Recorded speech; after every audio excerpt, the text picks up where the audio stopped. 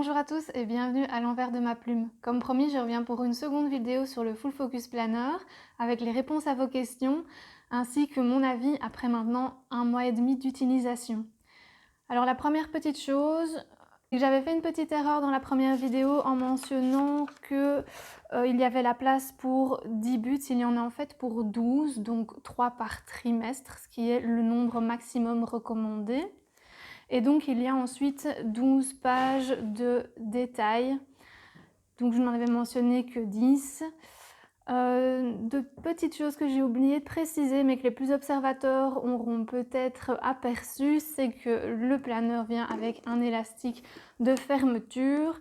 Ce que je trouve très bien dans cet élastique, c'est qu'une fois qu'il est retiré, il rentre parfaitement dans la couverture et ne vient donc pas créer de gêne à l'écriture. Pour vous montrer ce dont je veux parler, j'ai repris ici un ancien live journal donc de chez Quo Vadis.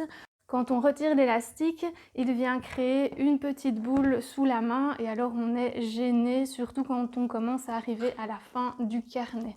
Donc ici par contre, c'est vraiment parfait, on n'a pas du tout cette gêne.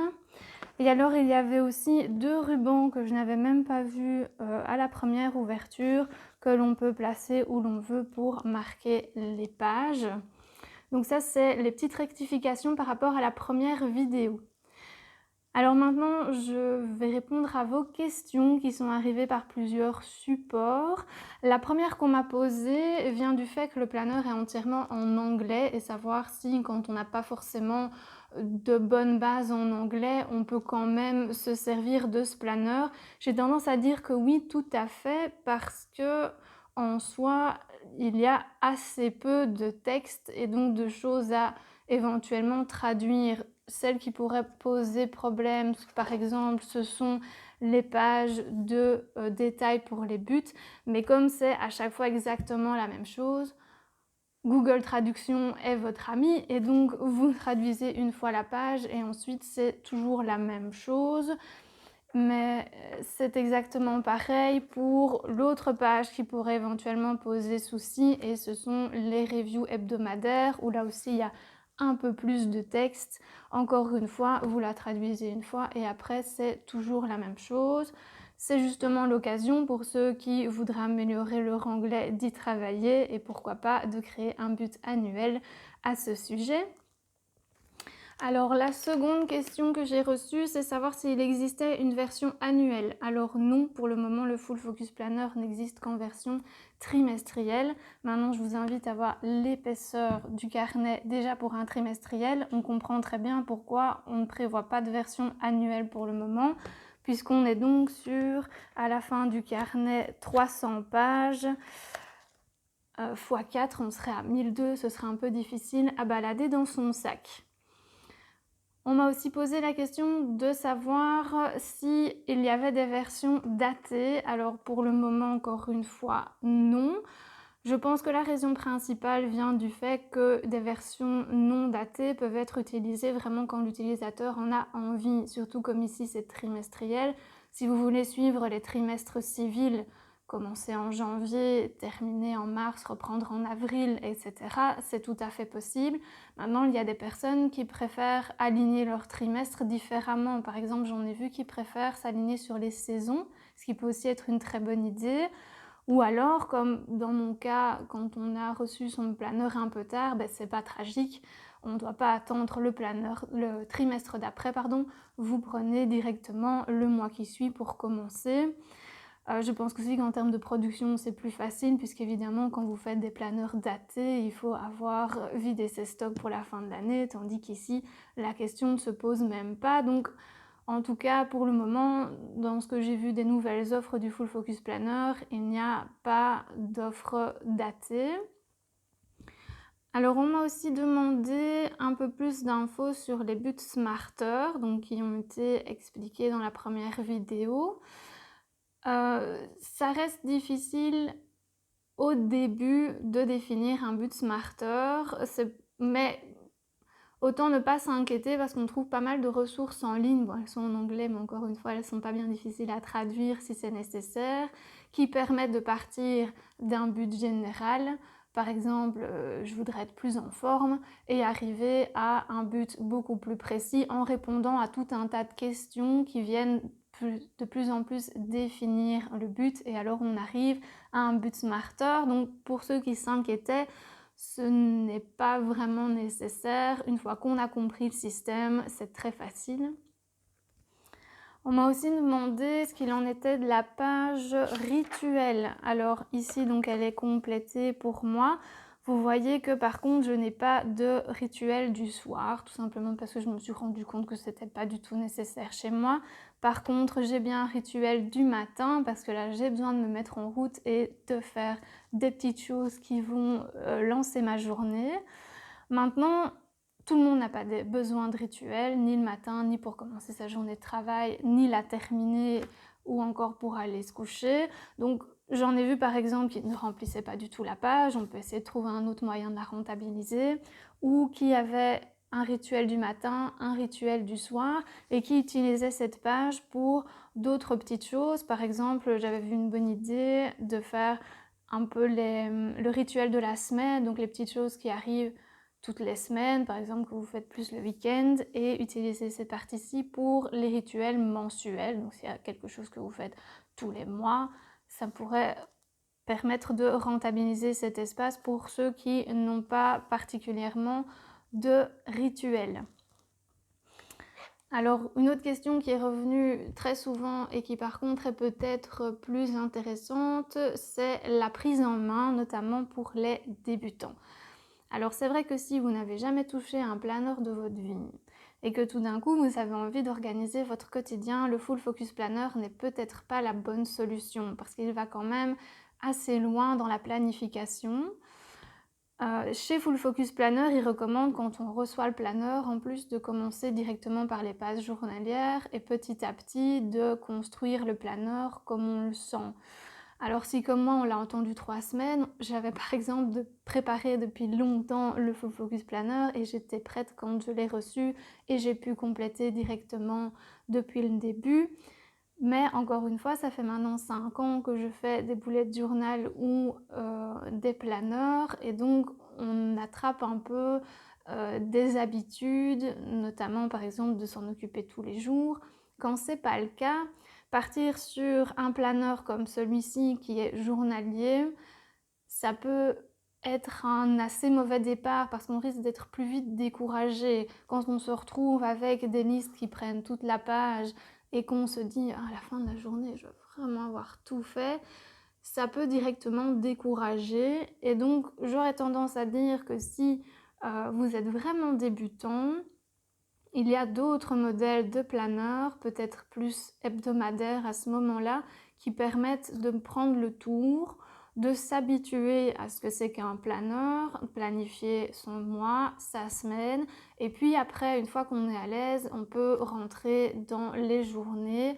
Mais donc pour débuter, c'est peut-être pas l'idéal. Maintenant, si vous êtes un habitué des planeurs ou si vous êtes extrêmement motivé, alors le Full Focus Planner est vraiment excellent. J'en viens du coup à mon avis, parce que moi c'est mon avis pour ce Full Focus Planner, c'est que c'est vraiment un très très bon produit. Alors la première chose que j'ai remarqué, c'est la qualité donc du produit de manière générale. On a une bonne couverture. Bon, les chats sont passés par là par rapport à ce qu'ils lui ont fait subir. Je trouve que les marques restent très légères. On a un bon papier, donc moi j'ai utilisé le Friction Clicker en bleu, sans jamais avoir de soucis, que ce soit de bavure ou de transparence. Et maintenant qu'il est vide, je suis passée au classique Bic bleu. Là encore, aucun problème, ça ne passe pas à travers. Maintenant, comme j'avais dit dans la première vidéo, il est possible qu'il y ait des petits problèmes avec des stylos plumes qui ont l'encre qui a tendance à baver un peu plus. Alors bon, moi j'ai pas osé risquer un stylo plume, mais du coup là-dessus je ne garantis rien. Mais en tout cas pour des bics classiques que j'ai utilisés, vraiment aucun problème. J'ai aussi utilisé des fluos qui sont sur mes rolling corders. Là, par contre, comme vous voyez, on a un peu plus de transparence, ça se voit un petit peu. Mais bon, voilà, moi, ça me dérange pas. Maintenant, il y a des marques, ici, ce sont des Stadler, mais il y a des marques de fluo qui sont beaucoup plus légers, comme les Mindlighter, par exemple, qui vont normalement marquer beaucoup moins dans ce genre de papier. Donc voilà, je suis assez contente. Ça fait donc maintenant presque 2 mois que je le trimballe partout, mais vraiment partout. Il est dans mon sac toute la journée, je l'emmène au travail, j'utilise beaucoup à la maison aussi et il tient très très bien. Alors, j'ai aussi vu pas mal de commentaires comme quoi il avait parfois du mal à tenir à plat. Alors c'est vrai que quand il arrive neuf, il ne tient pas particulièrement bien à plat. Il faut le travailler un petit peu, notamment toute une vidéo où Michael Hyatt montre la méthode pour réussir à le faire tenir à plat sans problème. Ça prend 2-3 minutes et après moi je n'ai plus jamais eu aucun souci pour qu'il tienne à plat sans que ça ne vienne abîmer la reliure. Alors en termes de méthode, ça fonctionne très bien. Le but ici est d'augmenter sa productivité, particulièrement dans des projets spécifiques. Et ici, par exemple, mon projet spécifique de ce premier trimestre, mon but était de progresser dans mon manuscrit et comme but marqueur, je m'étais du coup fixé d'écrire 3000 mots par semaine. Alors pour les écrivains qui nous regardent, 3000 mots par semaine, ça peut paraître très peu, mais comme j'ai déjà un travail à temps plein plus un ménage, 3000 mots par semaine, ça me suffisait largement. Et j'y suis parvenue à remplir cet objectif de 3000 mots par semaine, à part l'une ou l'autre semaine qui ont été un peu plus compliquées, ce qui m'a permis de vraiment bien avancer dans mon manuscrit par rapport à précédemment où j'ai un peu regardé dans mes précédents planeurs, j'arrivais à plus ou moins 3000 mots par mois, 5000 mots par mois. Ici, non, j'en suis à 12 000, ce qui a évidemment permis à mon projet de faire un énorme bond en avant. Donc, en termes de productivité, c'est vraiment une méthode qui fonctionne très très bien.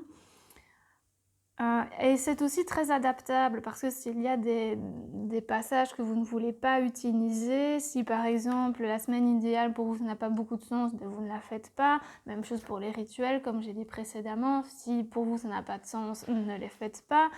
Si dans les reviews de la semaine, il y a des passages qui pour vous n'ont pas beaucoup de sens, moi par exemple j'ai trouvé cette partie de préparation de la semaine précédente, en tout cas sous cette forme-ci, ne m'intéressait pas beaucoup. Je préférais le tableau qui est juste derrière. Ben, voilà, j'ai arrêté de remplir cette partie-là, je me suis concentrée sur le tableau. Donc le carnet permet, comme il est relativement peu dirigé, à part dans ces parties de review hebdomadaire, de vous adapter à votre fonctionnement. Et si vous voulez ajouter quoi que ce soit, le fait que les pages de notes soient libres vous permet d'ajouter vraiment tout ce que vous voulez. Donc en termes d'adaptabilité, je trouvais ça aussi très très bien. Alors les petits points négatifs, ce serait pour moi qu'il est quand même assez évident que le Full Focus Planner a été prévu pour être utilisé en parallèle du digital, soit un calendrier qui serait digital ou une application pour la gestion des tâches. Par exemple, si vous avez des tâches à long terme, moi déjà maintenant j'ai planifié des tâches pour le mois d'octobre par exemple, mais là-dedans il n'y a pas d'espace prévu pour le faire. Donc soit vous faites comme moi j'ai prévu ici, voilà un petit post-it que je vais pouvoir passer de planeur en planeur, soit alors utiliser les pages de fin pour faire un task manager et venir noter les tâches à plus long terme. Même chose pour les événements à long terme. Les rolling orders sont là, ils sont relativement pratiques, mais si vous avez par exemple déjà 2 tâches pour une journée, c'est un peu court, on n'a pas vraiment la place pour les noter. Donc c'est pour ça qu'un agenda numérique devient un peu nécessaire quand on se base sur le Full Focus Planner, ou alors il faut venir rajouter des modules à la fin qui prévoient ce type de choses. Donc on pourrait faire par exemple un rajout, un calendex à la fin pour les événements prévus pour les trimestres prochains. Mais donc voilà, ce serait un petit point négatif. Un autre petit point négatif, ce serait peut-être à partir d'un certain temps une forme de redondance. Donc la revue hebdomadaire, elle est tout le temps la même. Et donc on commence un peu à fatiguer à la fin, pas une fatigue intellectuelle, pas du tout, mais c'est juste que c'est un peu tout le temps la même chose. Et en même temps, c'est comme ça qu'on arrive à une forme de méthode, c'est en répétant à chaque fois les mêmes actions, le même fonctionnement. Donc ça peut devenir un peu embêtant et en même temps, c'est un peu tout le principe d'une méthode, donc on finit par s'y faire. Mon dernier petit point négatif, ce serait évidemment le prix. Comme je l'avais dit dans la première vidéo, avec le taux de change, pour un trimestre, ça m'a donc coûté 42 € et ensuite des frais de douane de 27 €.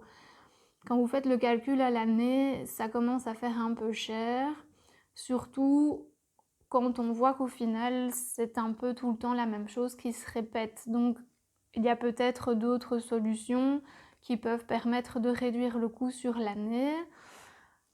Ma conclusion, ce serait que bon, voilà, pour un trimestre, c'était un très bon investissement. Je suis très contente de l'avoir acheté, de l'avoir essayé. C'est une méthode, celle qui est proposée ici, donc de diviser ses objectifs en sous-objectifs mensuels, puis hebdomadaires, puis journaliers, qui me convient très bien et que je réutiliserai avec plaisir, mais peut-être dans un autre médium, peut-être un peu moins cher, en tout cas tant qu'il n'y aura pas de solution d'achat pour l'Europe. Alors pour la petite information, j'ai écrit un petit mot à la compagnie du Full Focus Planner pour leur expliquer un peu ce petit souci, puisque ici on était quand même à 60% du prix en frais de douane, ça fait vraiment beaucoup, et on m'a assuré qu'ils étaient en train de chercher des solutions pour l'Europe, donc je croise les doigts en espérant que ça arrive relativement vite et pourquoi pas revenir au Full Focus Planner dès que ce sera possible. Donc voilà pour mon retour après 1 mois et demi d'utilisation. J'en suis très contente, je vais terminer le trimestre avec. Si vous avez d'autres questions sur le Full Focus Planner, n'hésitez pas, j'y répondrai bien volontiers. Je vous souhaite une bonne fin de journée et à très bientôt pour une autre vidéo sur l'envers de ma plume.